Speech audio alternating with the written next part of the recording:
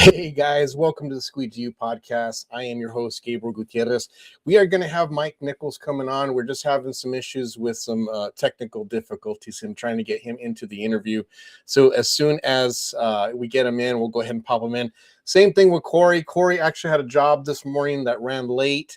And so he's on his way. As soon as he gets in, he's going to hop into the chat, and we're going to get to interview Mike and him at the same time. So as you guys may know, Mike has been in the industry for a long time. He's also been a good friend of mine. I've known him since the Into the Flow days. Actually, he just popped in. I'm going to bring him in here real quick.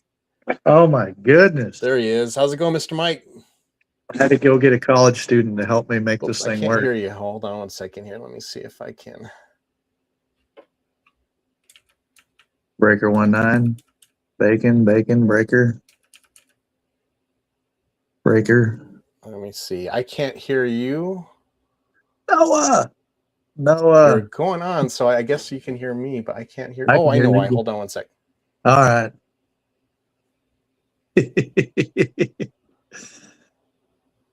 Hold on. Let me just get my. Oh my goodness. I forgot to get my sound set up here. So let me just do this really quick. Breaker 19. Come on, break.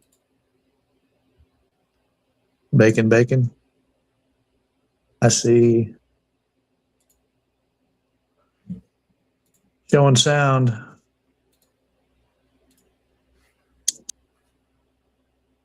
Sorry about this, guys. Right.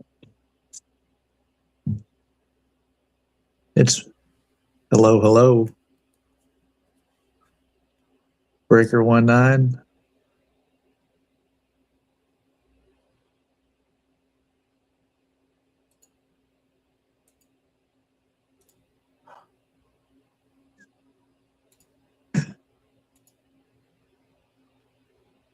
We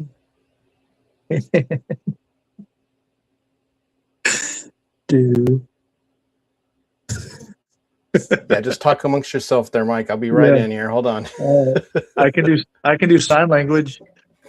I can spell slow.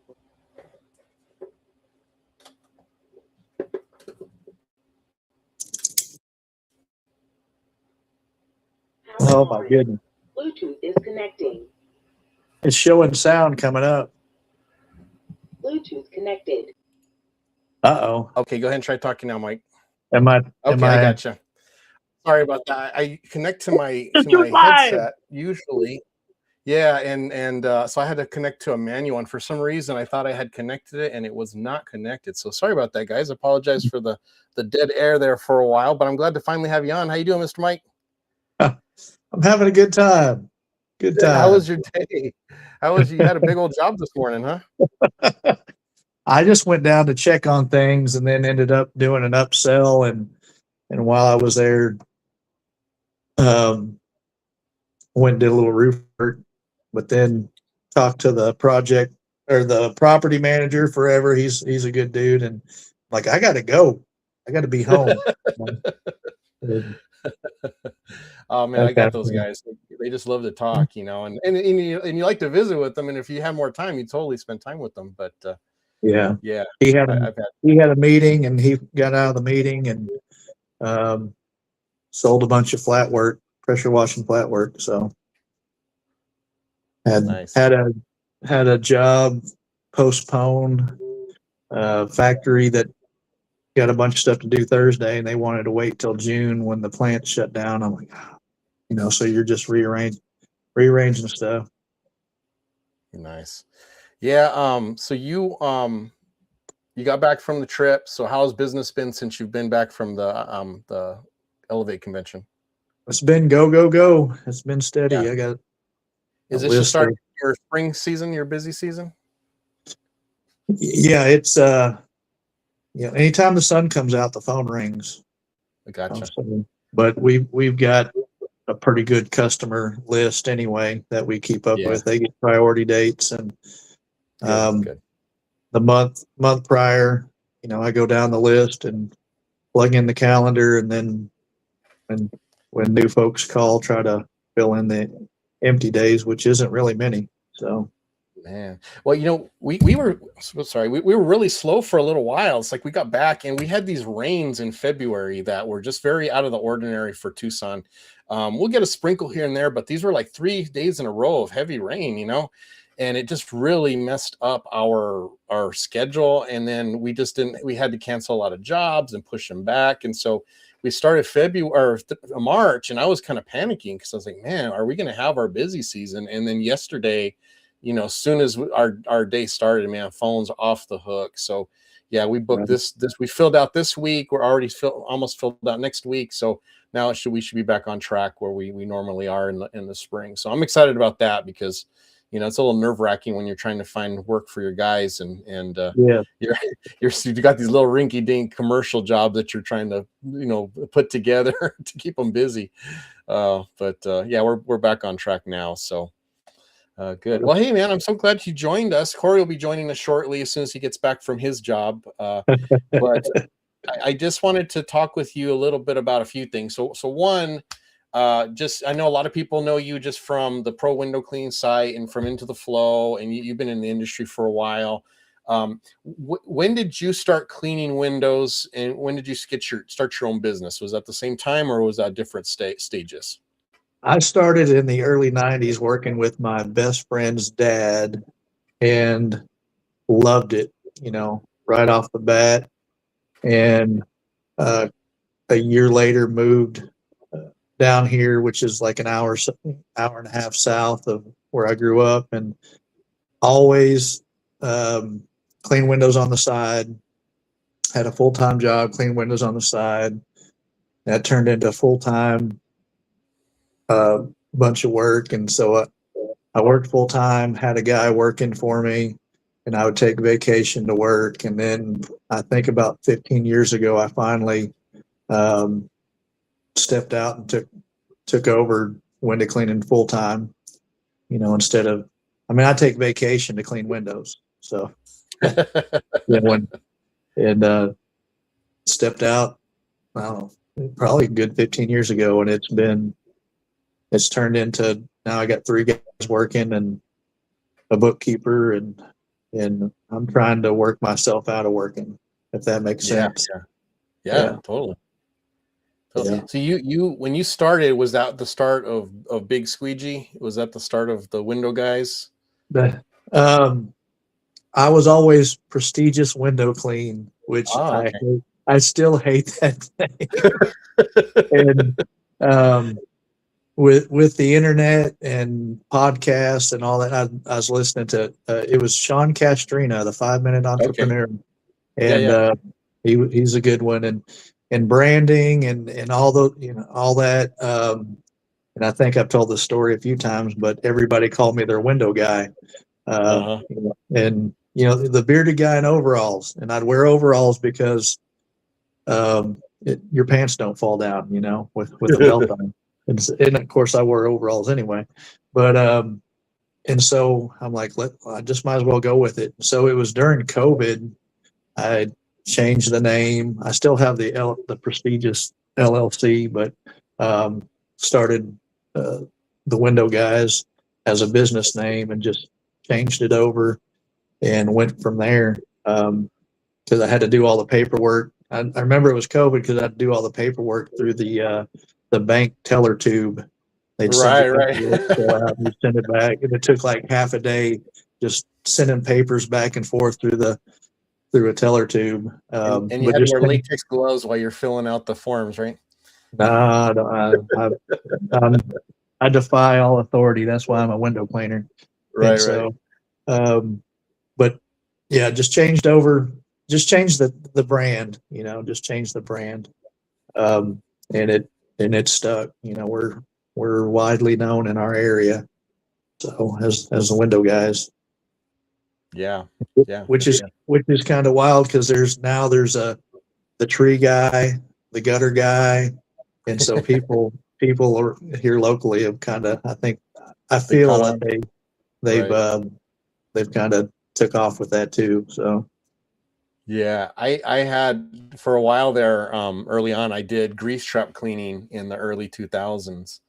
Yeah. And so I was supplementing my window cleaning. That was back when I was first starting. I didn't have enough work to support my family with just the windows. And so I did grease trap cleaning. I was the stinky guy. I don't know if anybody has ever done grease traps, but it smells like an outhouse. It's basically you lift up this big old manhole cover and you suck up the grease from it, and you smell like you just jumped into the Like middle of french a fries. house. But I was a stinky guy, so I didn't adopt that trademark though. I left that to the guy who owned the company. I let him keep that one. But that was the only time I was identified as a guy. It was a stinky guy. So we do Subway, Firehouse, and all that. And they would always give you a free sandwich or something, but they never asked, no one knew my name. And on the ticket, it would they would put it in themselves, the window guy. Yeah, window And guy. when my sandwich was done, hey, the window guy.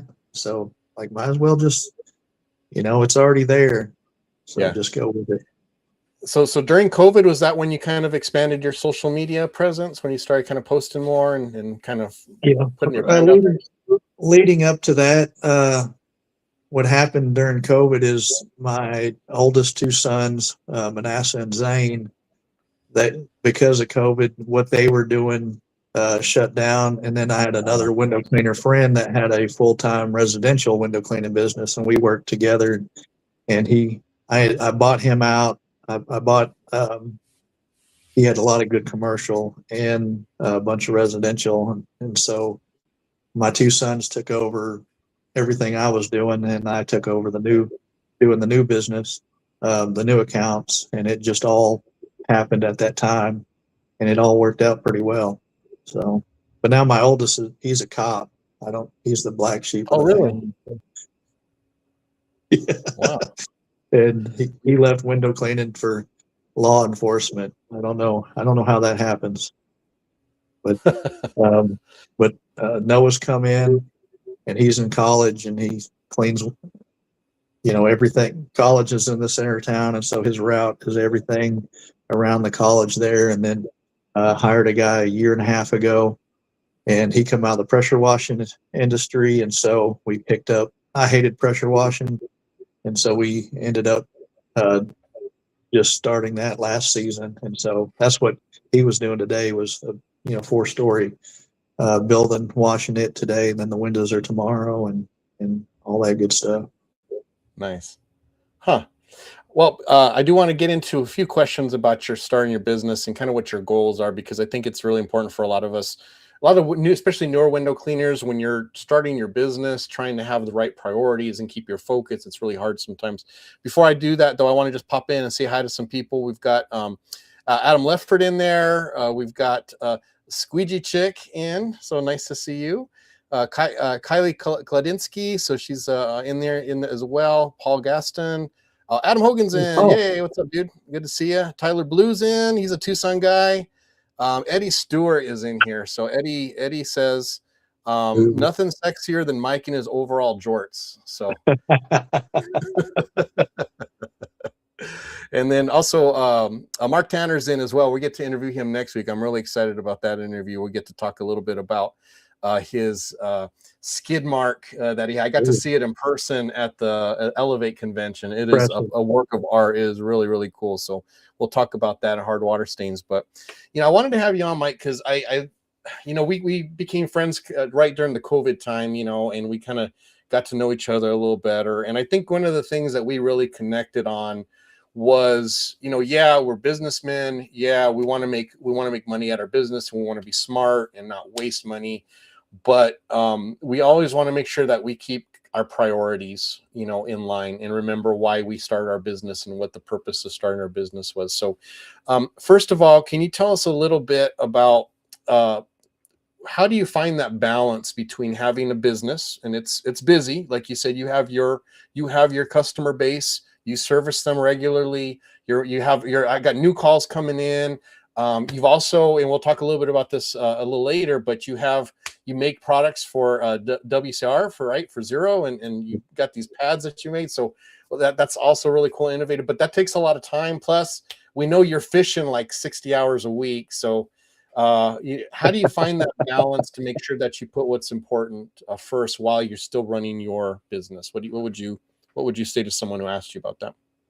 I mean, as a business owner, you're always running your business, no matter if you're sitting in a boat, answering the phone and lining things up. But honestly, I schedule work around what I want to do. I have a church and civic club, and you know, like my wife is off on Fridays, and so those things are my priority. And so I schedule work around, Thursdays I have a men's group early in the morning. I have a civic club at lunch. And so I always schedule, those things are in my calendar first. And then, work is really secondary, honestly. But I mean, I still pay the bills. I got a retirement account going, so I guess I'm okay. Yeah. But I mean, really, that's why we are business owners and why we started Cleaning Windows, is so that we can have the free, we got to keep what was our purpose in the beginning, and that was to have the flexibility and to be able to do what I want to do. I'm at the age, I just do what I want. I kind of say what I want, do what I want, because Yeah. what So other, but it, of course there's ebbs and flows in business, and you can scale up, scale down. You can, that's the great thing about this industry is you can, if you want to work 16 hours a day, 7 days a week, like Eddie Stewart, you can do that. But I don't want to do that. And so I schedule work around the things I want to do, honestly. So, So let me ask you then, how do you get to that spot? Because listen, I remember when I started, and same purpose, right? I was working not quite full time, but it was sometimes full time. It was kind of a weird schedule. I was at the bank, so it was kind of weird shifts, and sometimes it equaled more than 40, sometimes it was shorter than 40. My wife was working in an office, and we were just like, we don't have time to do the things we want to do, and that was part of the impetus to starting the business. So we started it. But then what happens is when you're in it, and now things kind of, that paycheck that you used to count on every week is not always guaranteed anymore. And then pretty soon I know I found myself just nonstop thinking about the business, nonstop thinking about, when I'm at places where I should be thinking about family, or I should be thinking about other things and relaxing, I couldn't take my mind off of business. So what do you have to do to get to that point where you can say, okay, look, yeah, it's true, I got to make money, I got to provide, but these things are important and I need to make time for that. What are kind of the first steps to getting to that point? I would say you're not a good business owner if you're not thinking about it, because it's a part of you. It's something you own. You're invested. I mean, everything about you is invested in your business, and so you're going to eat, sleep. And it wasn't always that. I talk a big game, but I'm in the nice season of life, and we raised 5 sons, and so I worked all the time. But again, I scheduled. I got to pick up kids, get them home, make sure they get their homework, dinner, and then there's a lot of times I'd go back to work. Get them to bed, and I would go back and do work 2 evenings a week. But I still had that window to where my priority is having that dinner with my kids, or what have you. I'd schedule things around that. But I mean, you got to hustle, and it's a long game. It's there's a season where you got to hustle, and you got to make sure you have enough money coming in, but then you can grow with that, and you can, there's a lot of flexibility. My biggest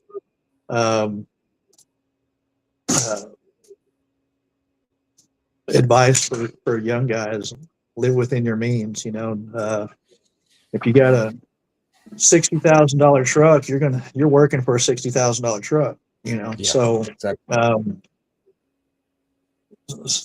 Live small, and you don't have to work so much for all of that. But we were really smart with how we handled finances and debt and all those things. And so that, in my opinion, that gets you ahead in life. And so you don't have to work all the time to pay the man or pay off that.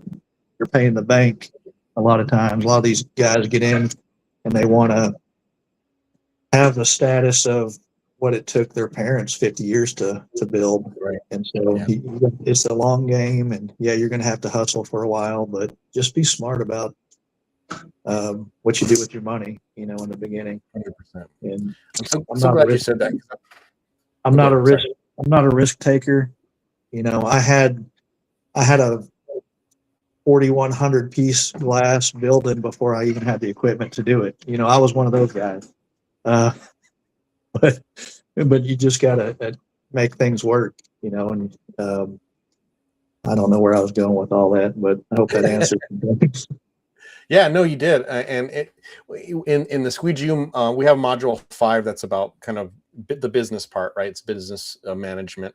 And we have a section in there that talks about wise spending. And I think that's one of the biggest mistakes that new window cleaners do is they look at, okay, I want to look at a window cleaner, a business and how they're set up. And they see they've got the, couple water fed units. They've got, 2 trucks. They've got poles. They've got all of this equipment. They go out in debt and get all of that equipment to look like the window cleaner they want to be. But then they don't have the customers to make the money that to pay for all of that. And so now they've immediately put themselves under pressure to pay for this equipment that they may not even be using, right? They may not even be using it on every job. And they bought this equipment. Now they're paying that monthly payment. And so they've unconsciously put a harder burden on them to start their business by doing that. Instead of, I always tell people, wait until you have a job that's going to pay for that equipment. Right. Yeah. If you don't have a job that is gonna, you're saving time by buying the water fed to do this job that would normally take you 8 hours, but now it's going to take you 4 hours. Don't buy the equipment until you absolutely need it. And that may mean turning down a job or two because you can't do the job because you don't have the equipment. But it's better that than buying the equipment, only having that one job that it's used for, and then it's in the garage for the rest of the time while you're paying on that credit card bill, So I had the accounts, when water fed become popular so many years ago. I already had the accounts, 40-foot ladders, scissor lifts, doing things traditional. And I think of there's a government building, it was 2.5 days on a lift, doing that every 6 months. And then water fed, got into water fed, and it turned into 5.5 hour project. So the work was there, and I got the equipment to accommodate the work I had, and then it starts shaving your time. Well, now you got more time to either do what you want or fill that calendar with more work. But there are tools that make you money, but have the work in hand before you go out and spend a bunch of money. Right, exactly. And that's just kind of using I hate to say common sense because it seems like common sense is less and less common anymore, right? But it's that basic kind of just financial reasoning. And I think that's missing because people want to jump ahead a few steps and have the look of a successful company without actually having the success behind it to back it up, So being patient, man, just be patient. Yeah. Don't buy equipment you don't need. If you only have enough work for a part-time, then get a part-time job until you have enough. That's what I did. I worked at the bank. I was a teller. And when I started my business, I took one day off. So I was working 4 to 5 days a week. And then I just told them I want Fridays off. I don't want to work Fridays anymore. So I backed off. And that Friday was my job. That was my day that I did the accounts that I had. Because I bought about $600 a month in storefronts, from a friend. And so I did that. And then as I started adding on, well, pretty soon I could back off another day because I had enough work to cover 2 days a week, And I just did that slowly until pretty much I had to make a decision because I couldn't go I was like 19 hours a week for the bank. and that was the lowest that you could go and still stay an employee. So once it got to that point, I worked a little more, and until I had enough where I felt like, okay, I'm making doing the windows enough to cover the what I made at the bank. And it still was a little tenuous there, because with work it's up and down, right? Whereas the bank's Right. always consistent. So it was definitely a learning process, but I just feel like a lot of people jump into it assuming the work's going to be there, because Right. someone told them that they could make $30,000 a month within the first 2 months of them starting their business, and they literally think it, they believe it. And Yeah. it's dangerous. It hurts people. Yeah. I mean, we both lived in a time where you just had to figure it out and get out there and learn through experience and trial and error. And it seems that because of, I saw this video and I could go make $30,000 a month. That's not the case. You gotta pay. I believe a man's got to pay his dues. You got to figure it out. Yeah. It takes experience, and then failure, and not quitting, and steady wins the race. It's Yep, 100%. So getting back to kind of the original question, when you have something that's important, family, faith, obligations that you have towards, helping others. Maybe it might be through a community project. It might be through, some other means, things that are important to you, things that add meaning to your life. It's important to have the infrastructure to be able to do that, right? And that's by making the smart financial decisions in the beginning. Go as long as you can to avoiding debt. Obviously, if you got to buy a truck, you're going to incur some debt for that. There may be some equipment that you want to put on credit because you picked up a job that it's worth it, right? But then with that new job, now you've got more income and you'll be able to pay it off. So that's a worthy investment, but being smart on that. So doing that as long as you can, and then giving your business time to mature. right. And I think that's another thing that a lot of new business owners kind of slip up on. They'll have a good solid 6 months and they think, oh, this is how it's always going to be. And then the next 6 months come and it's just like, whew, right, it just tanks.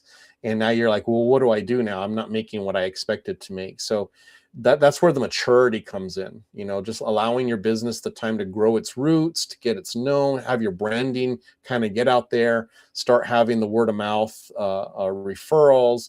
And then if you do decide to do any other type of marketing, allow that to take place. That takes about 2-3 years, for your business to kind of get solidified before you can start having any type of steadiness, or at least any type of predictability in your business, when you have a chance to see the ups and downs of your town or your area, to start making those types of decisions and planning ahead for it. And planning ahead.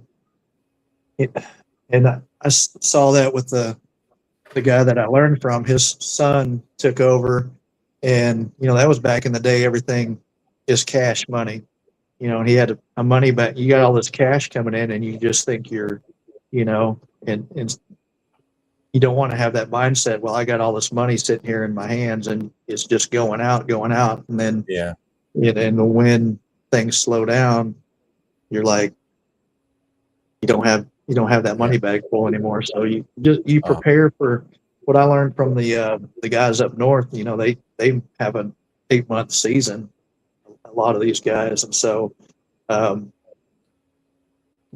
would say, start early spring all the way up to Christmas. For us, it's always busy.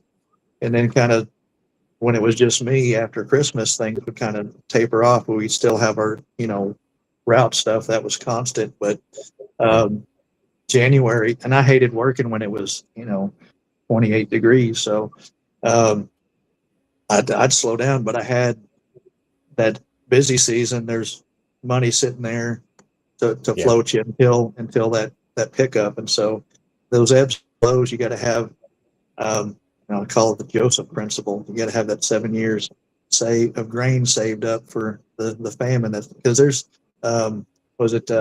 Dave Ramsey, Murphy's Law is always going to happen. So be prepared. You're not going to be, you're not going to miss it. It's going to hit you. So you just got to be prepared for it. Yep. And something that Jersey would there's some great advice. Like, even if you don't have the work, get up and go do door hangers or whatever it is. I'm not a door to door, but do something to help promote your business, to help, keep that business coming in. Yeah. And I'm glad you said that, because I think the biggest battle for newer, and really even those of us who've been in business for a while, when we're having a tough time, it's the mental battle, right? It's the beating yourself up. Well, why didn't I do this? Why didn't I do that? I have a business coach that I go to. He's not like a traditional business coach. He's, what is the term that he uses? There's a term that he uses, but basically he's like a prioritization coach. So he helps me to keep focus on what's important, because I have like a ton of stuff going on. I've got a ton of projects. They're all going on at the same time. Some are family things, right? Some of my parents' health is not very good, so that's obviously high on the priority list. I've got my window clean business. I've got Squeegee U. I've got family stuff. I've got a lot of things going on, and so it can be overwhelming sometimes when one of those important things are not working out. And if your business is struggling, or you seem to have hit a snag, or maybe you're a really good employee quit, and now you're kind of tired, and you don't know how you're going to cover all your stuff, or you lose a big client, right? And now all of a sudden this income stream that you had depended on for so long is gone. Whatever it may be, he's always talking about looking at, well, what can you do? You can't stop what happened from happening. It's already happened. It's done. So what can you do? And taking a very pragmatic approach about bad things, because our nature is, woe is me. It's you feel sorry for yourself. Your brain automatically goes to the worst case scenario. And he's always telling me, he's always, saying, he's look, bad stuff hasn't happened yet. This is something that happened that could lead to bad stuff. But you've got time to change that, to change what's going to happen. You've got time now. So you've been alerted, hey, bad things could happen if you don't do anything about it. So let's do something about it. What can we do? Let's brainstorm. I love that, because what it does is it takes you out of the focus of powerlessness that sometimes leads to depression, and then we spiral, and a lot of times that's who I'm talking to. I'm talking to people who are spiraling because their business used to be doing really well, and now something's happened and they can't figure it out. And there's just all of these things going on, and they're not addressing any of it. If you can just stop and slow down and say, okay, what can we do? What is a practical thing that we can do? So can we just go run and do door hangers? Do we have the funds to do that? Yeah. Do we have the time? Yeah, because we don't have any work. Let's go do that. That's something that could trigger a turnaround in our business. That's something positive, right? Same thing with like networking meetings. If you have time, go to some of the local networking meetings, meet some other business owners, get some type of mutual referral program going. There's a maid service in town that we do work for. And they with one of their packages they have includes window cleaning, but they don't want to do window cleaning. So every single one of their people, we give them a good price. They send us, we go do the exterior windows. And then if they want to do interior, that's us. That's extra for us. So we push, when we get there, we push the interior to try and convert that ticket into a higher item. But that's a relationship I got from networking, and we're helping him because he's helping his customers meet those ends. And it's helping us because now we're having work throughout the year, not just during our busy seasons when they call, because it's kind of triggered in a little schedule that they have. But again, that's stuff that you wouldn't have if you didn't put yourself out there when you're slow, So we just got to get out of our heads sometimes. Right. I mean, you can't stay down. I mean, and it's not in me, you just gotta, I think one of the greatest things, if you could say that about COVID, was that you had to learn to pivot. You had to learn to adapt. You had to learn to pivot. You think of all these restaurants having to do curbside, just overnight, trying to figure out how to pivot with, shutdowns and stuff. And that's with just with anything in business, is you have to learn how to pivot and how to how to maneuver when you lose a customer or the slow seasons. One of the greatest things that again I think it was Josh that I learned this from is we have some nice commercial accounts that they wanted done, and it's there, and there's a bunch of them. And I asked if we could move it to January, and they're like, "Oh yeah, that'd be fine." And so now my January is filled with commercial work. So, and all I did was ask, like, "Hey, can we put this on the calendar? Because it's only every 6 months, do June and January. Would that be okay?" Oh yeah, they're fine with that. Well, so now that we just have one slow month out of the year, really, and that you had to learn to pivot, understand that, okay, am I going to sit around all January when it's slow, or what am I going to change to fill that slump or to fix that slump? So that was an easy fix. Yeah, I wanted to address something Charles D. Smith says. He says, sometimes it's really hard. I'm always in my head. And I think that's a real common thing. And it's easy to do, especially if you're someone who carries that weight on your shoulders. I know I was for a long time of, hey, I got to make this. How am I going to provide for my family? How am I going to do this? How am I going to do that? And you carry that weight. And so it's hard. It's easy for it to kind of just, roll around in your head. But you have to look at it realistically. How many business owners have bad times? How many business owners struggle from time to time? 99.9%, right? I mean, there may be one that has never struggled, one or two out there, but everybody struggles. Every single business owner will have an up and down. It's how do they handle those up and downs when they come? And so if you're in the habit of basing your self-worth on whether your window cleaning business is successful or not, you're going to have a hard time. But the bottom line is, I've talked to a few entrepreneurs, like real entrepreneurs, and just pick their brains. Every single one of them has businesses that have failed. Every single one of them, because they're trying different things all the time. They don't view failure of the business as their failure. It was just an experiment that didn't work out. Didn't work. And so, that's how we have to view our business. No, we're not entrepreneurs. We may not have 5, 10, 15 businesses out there going at the same time, but we have this business. And guess what? We can have some tough times in it. And guess what? We can even have to shut down. That doesn't mean we can't start another one. That doesn't mean that we can't learn our lessons from what happened there and try it in a better circumstance and go again, or for some people, they're just better off as being an employee. I mean, there's nothing wrong with that. There's nothing wrong with realizing you just don't have the business, the drive to be a business person, that you prefer to do the work to get your paycheck and go home. I mean, there's a lot of different things, but if your business is struggling, that's not a statement on you. That's a statement on how hard business is, right? And how unpredictable business can be. So as long as you're doing what you can do and you're delivering good quality service, the results are what they're paying for. You're giving the results that your customers are paying for. You're being honest in the way that you do it, and you're doing everything that you can to advertise in a reasonable way.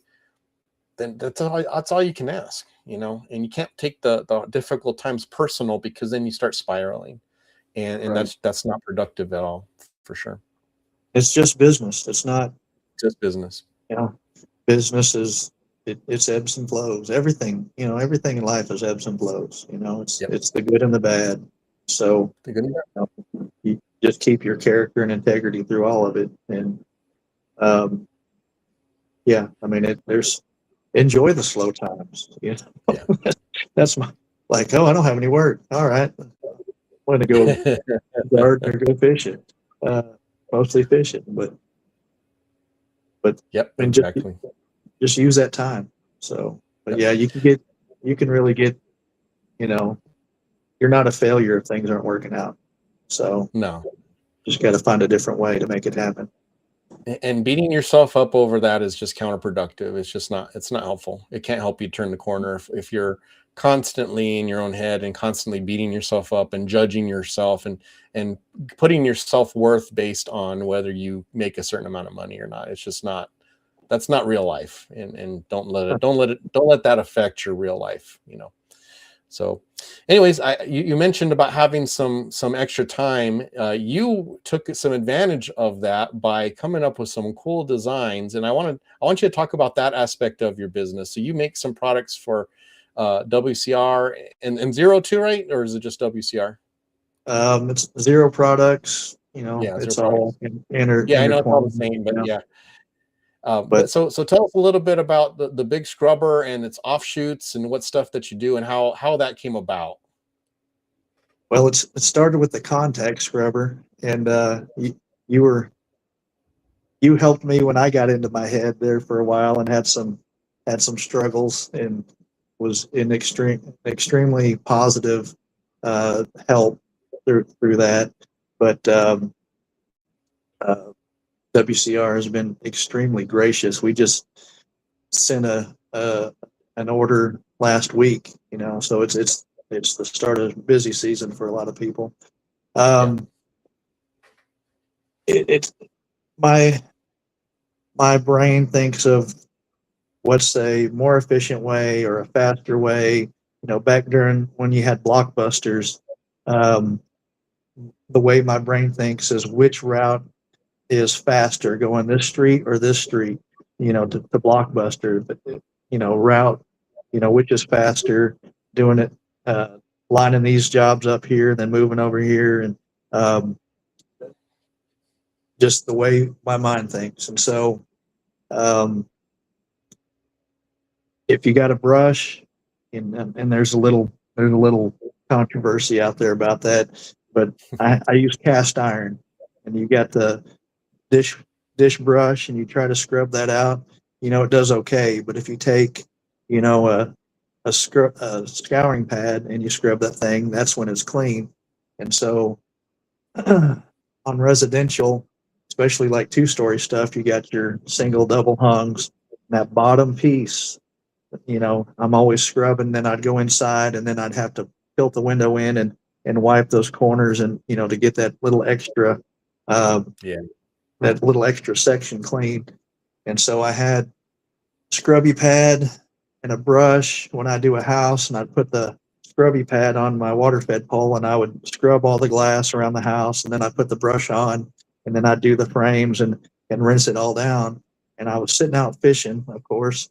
I'm like, well, how can I marry the two of these things? And I called Steve-O actually back however many years ago, and like, what parts do I need where I can put this scrubby pad on the back of this?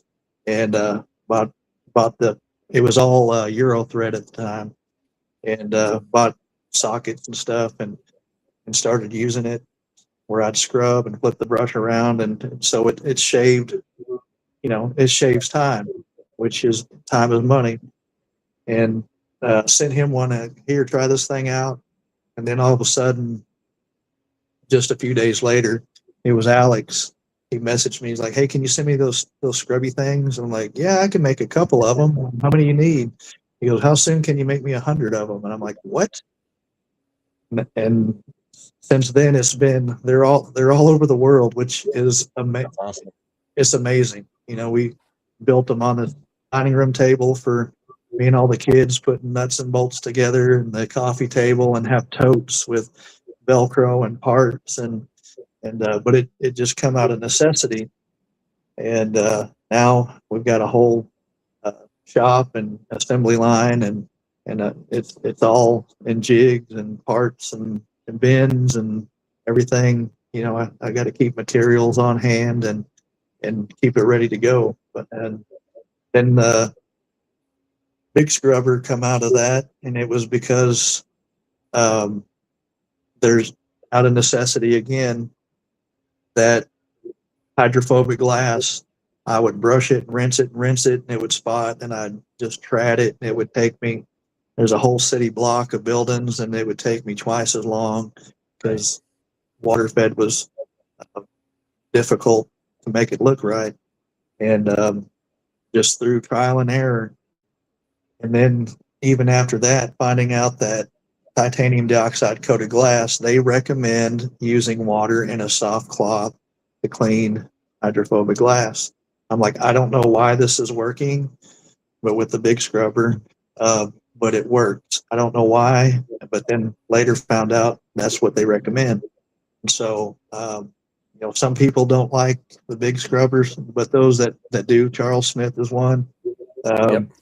Those that do just love it, and so it shaved being able to do that whole city block with water fed instead of doing traditional on that whole. I shave a half day off that project, and it just again come out of necessity, out of trying to make the job better.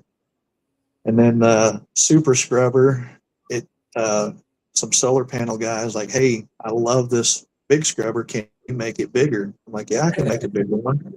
And so that come out of some guys out of necessity, out of some guys that wanted that, and then that all come about through just people asking for it.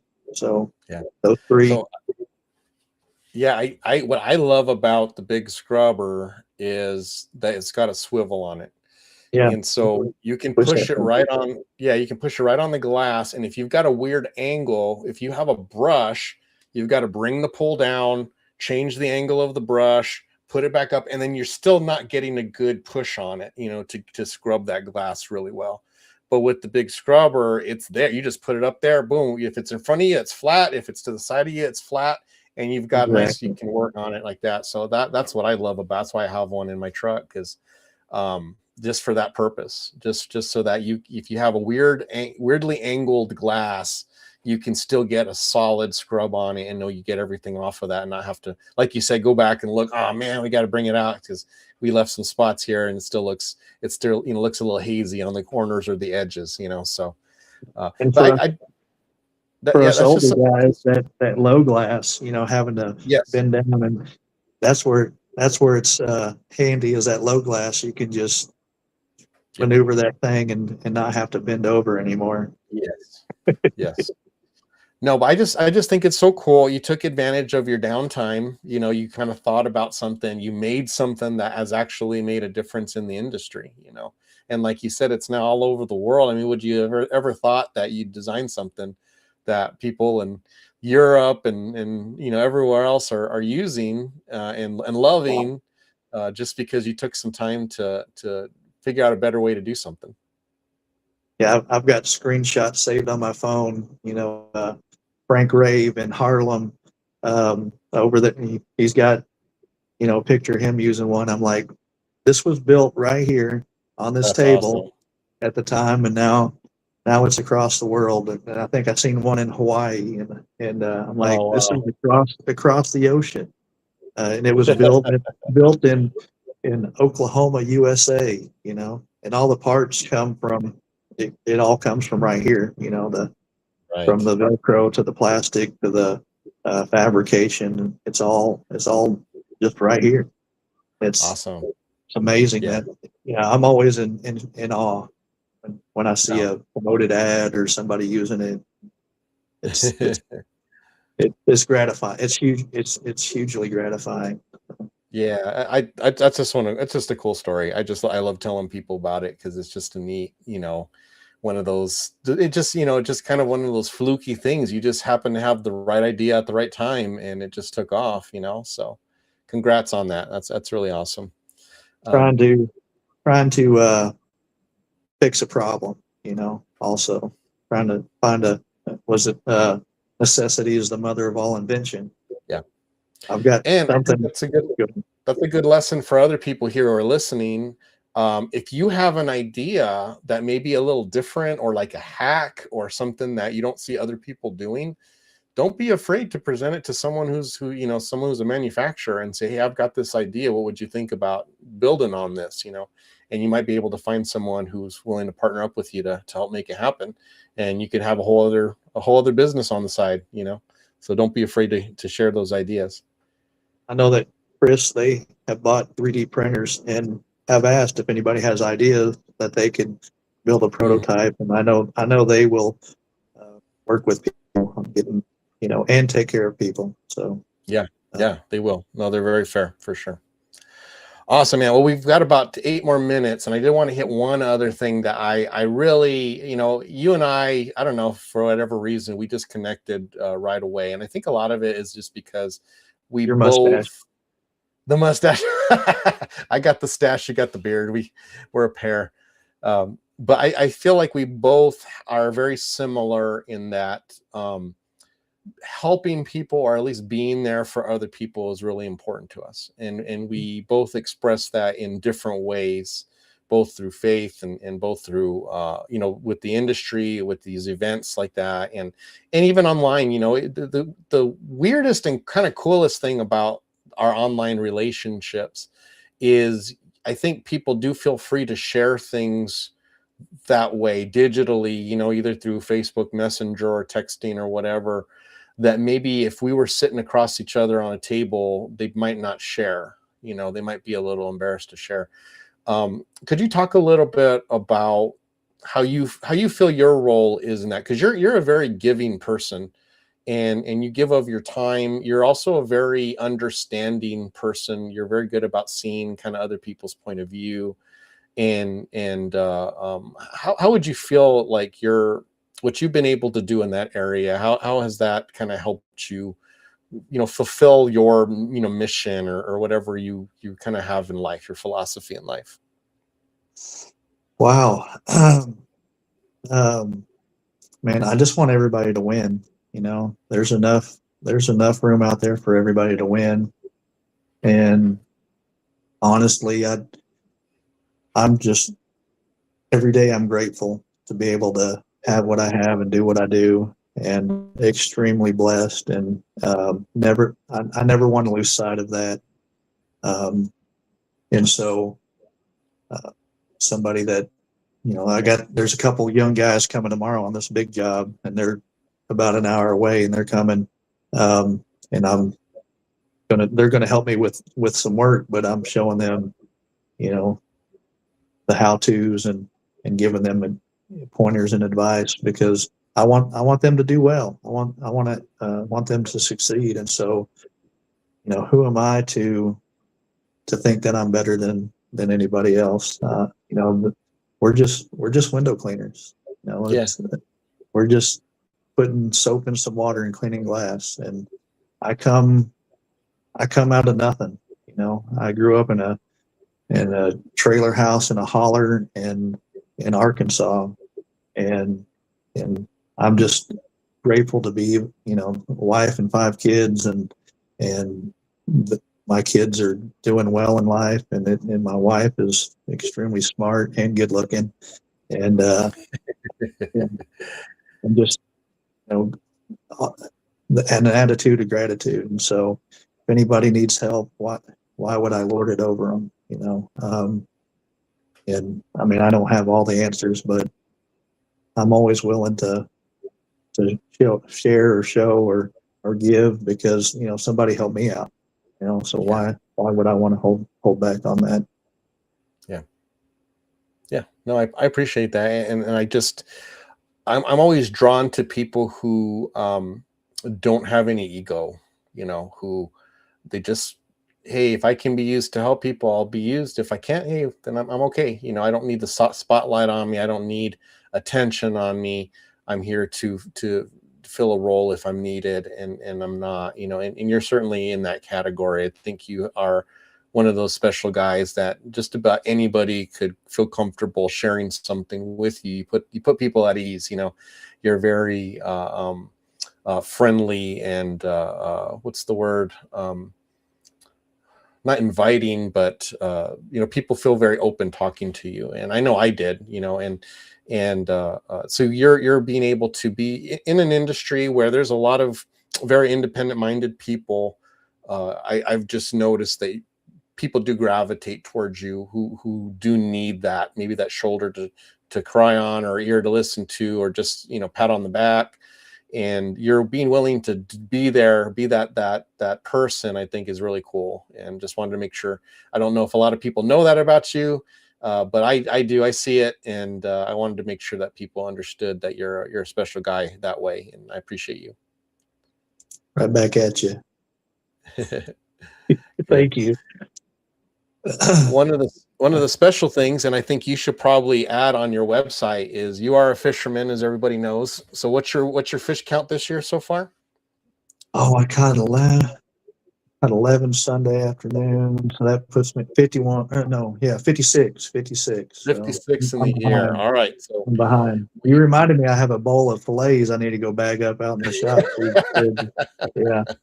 Actually, that's what we could have for dinner, Mama. We could have some fish tonight. She gave me there the you thumbs go. up. There you So, go. I'm planning your meals for you. Yeah. Yeah. Well, Mike, I appreciate you coming on, Thank and I you. think you should totally sell fishing tours. I think you can make a second career out of that, and I think that's your next horizon. Once you put the hang the squeegee up on the wall, I think that's what you got to do, is have some fishing tours. There's always options. So, Well, thank you for joining us. I'm really bummed Corey couldn't get on here. Corey has a good relationship with you too. Oh, but yeah. he Love that just guy. got stuck on a job, and he said he was going to hustle home to get back and get on here. But it's okay. We'll have you on again, and we'll make sure Corey's on here. So, Appreciate it. thank you, Mike. Thanks for everything you do for the industry. Thank you for spending time talking to me, and most of all, thanks for your friendship, dude. I'm You glad I too. always have someone who can take me to Walmart when we're at a convention. That was a sketchy Walmart, dude. That was probably one of the more sketchier Walmarts that I've been to. Yes, that's 100%. So glad I had you there in case I needed some backup. Right. Well, All right, I man. appreciate you and everything you do. Yeah, thank you guys. Thank you everybody who's listening. We had a few other people approachable. John, that's the word I was thinking about. Thank you so much. John Trotta came in here. We had Nick Anderson in. We also had Sean Johnson was in at the end here, and I think those are some of the later guys popping in. But thank you all for listening. I appreciate your comments. Appreciate you always supporting us and helping Squeegee U to become what it is. So next week we have Mark Tanner. I'm excited for that one. That's going to be an awesome one as well. So listen in, and we'll just keep you guys updated on everything Squeegee U has to offer. So thanks a lot, guys. Thank you again, Mike. Doodles. Thank you.